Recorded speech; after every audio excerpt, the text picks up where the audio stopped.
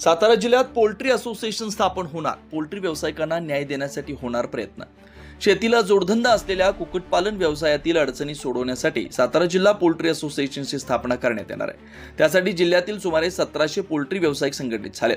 सातारा जिल्ह्यातील अनेक शेतकऱ्यांनी कोंबडी पालनासाठी कंपन्यांसोबत करार केलेत, परंतु कंपन्यांच्या मनमानी कारभाराबरोबरच जाचकटीमुळे व्यावसायिक हवालदिल झालेत. पोल्ट्री व्यवसायात उत्पन्न मिळवताना व्यावसायिकांची ताळमेळ घालताना सध्या चांगलीच दमछाक होताना पाहायला मिळते. हा ताळमेळ न बसल्यानं बऱ्याच वेळा तोटाही सहन करावा लागतोय.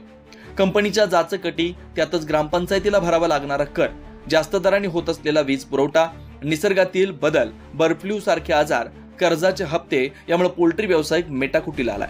या संकटावर उपाययोजना करण्यासाठी व्यावसायिकांनी एकत्र येत सातारा जिल्हा पोल्ट्री असोसिएशन स्थापन करण्याचा निश्चय केलाय. या असोसिएशनच्या माध्यमातून कंपनीच्या करारातून जाचकटी रद्द करून कष्टाला योग्य मोबदला मिळण्यासाठी प्रयत्न केला जाणार आहे. याबाबत तेजस पारगावकर, अभिजित शिंदे, रमेश वळकुंद्रे यांच्या पुढाकारानं सोनगाव इथं सातारा जिल्ह्यातील पोल्ट्री व्यावसायिकांची बैठक पार पडली.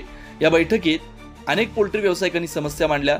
जिल्ह्यातील प्रत्येक तालुक्यातून 2 प्रतिनिधींची निवड करून असोसिएशनची पुढील दिशा ठरवण्याबाबत चर्चा करण्यात आली. जिल्ह्यातून मोठ्या संख्येनं पोल्ट्री व्यावसायिक यावेळी उपस्थित होते. रवींद्र माने यांनी उपस्थितांचे आभार मानलेत.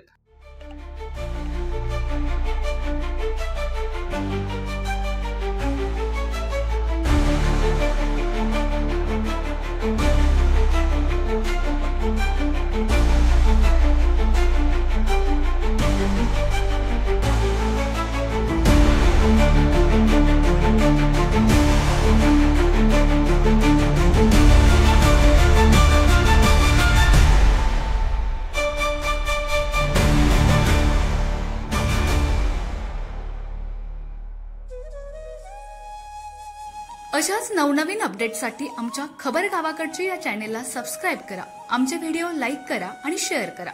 धन्यवाद.